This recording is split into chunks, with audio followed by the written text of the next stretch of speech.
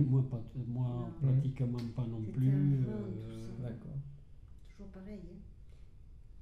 On est une génération trop jeune. E la martrusado? La martronado? La martronado, che si faceva per la martronado? E per la martronado alla campagna cambiavano di bordo, demenaggiavano, cambiavano di bordo.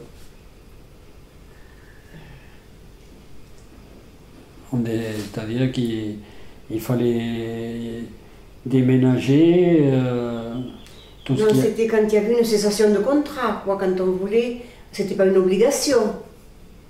C'était pas une obligation pour la Toussaint, ou tu ne faisais rien, tu restais sur ta métairie. Oui. Ou si tu voulais rompre un contrat, lorsque tu n'étais pas propriétaire, si tu voulais rompre un contrat, les choses se passaient toujours à la martronado, à la Toussaint, pour la bonne raison que c'était la fin des récoltes,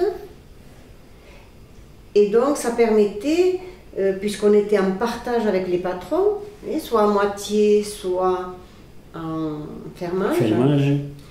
Donc ça permettait qu'on puisse donner la portion au patron et on prenait un contrat sur une autre métairie. Voilà, ça se passait toujours au moment de la Toussaint. Et après, per la matronado, c'était escuffelavano le miglia.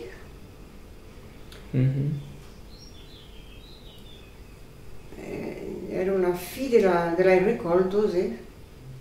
Oui, il y a un Campion cambia de patró, voilà.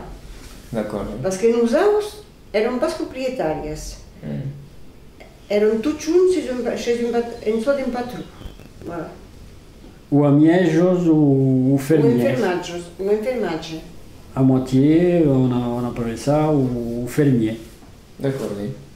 Ok.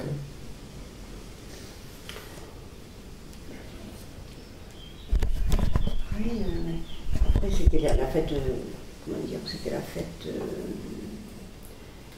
fête des saints, quoi. Comme la fête religieuse, quoi. La matronado, c'était la fête religieuse.